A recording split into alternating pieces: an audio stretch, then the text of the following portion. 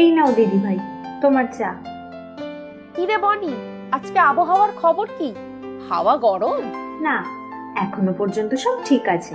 এই তো আমি বাবাকে আর মাকে চা দিয়ে আসলাম। আর এক গাদা কথা শুনে এলি, সেটা বল। ও আমি গায়ে মাখি না, মা তো সব সময় কিছু না কিছু বলতেই থাকেন।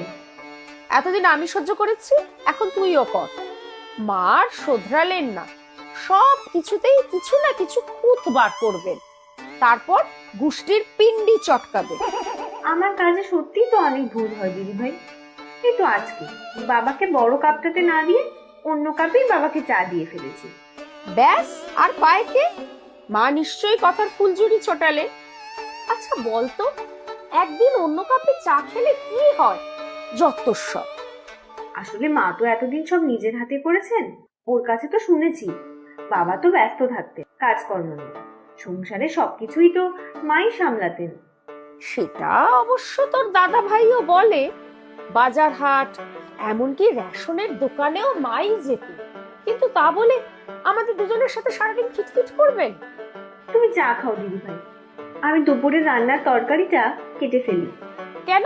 তুই তরকারি কাটতে যাবি কেন? উমা আসেনি? উমার তো আজকে ছুটি, কালকে বলে গেল না।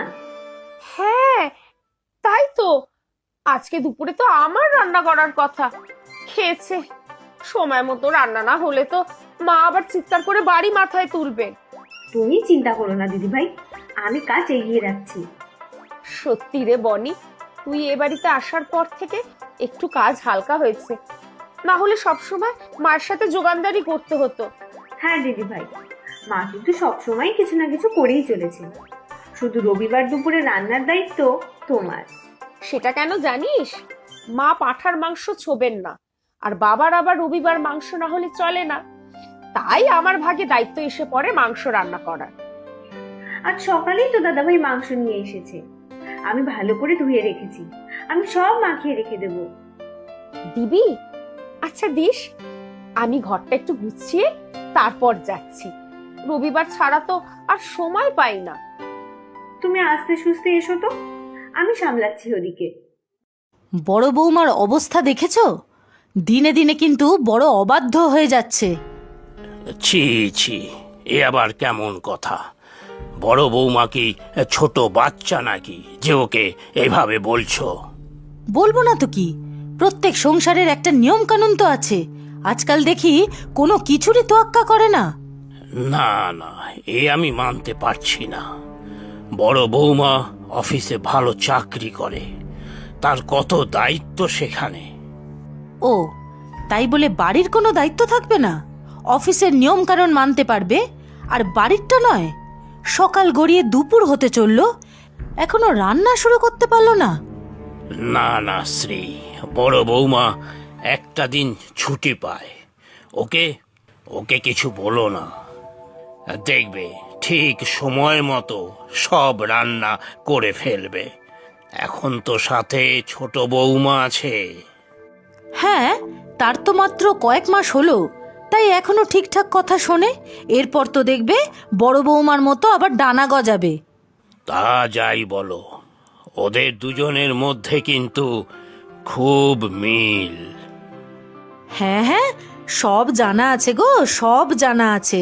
এখন তো গলায় গলায়, দুদিন পরেই দেখবে মুখ দেখা দেখি বন্ধ। সে ওরা যাই করুক, তুমি কিন্তু ওদের দুজনকেই সমান চোখে দেখবে। আর শোনো, সব সময় বেশি খুঁত খুঁত করো না। সংসারটা এখন ওদেরও তো, তাই ওদেরও নিজেদের মতো করে গোছাতে দাও।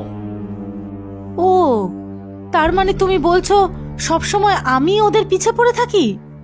জানি তো, সব দোষ আমার, সব দোষ আমার। আমি তো এই সংসারের জন্য কিছুই করিনি। আহা, সেটা আবার কখন বললাম? সব কথা কি আর মুখে বলতে হয় গো? মনে তোমার সেটাই আছে। ভূতের ব্যাগার খেটে গিয়েছি এতদিন। এই আবার কান্না শুরু করলে কেন?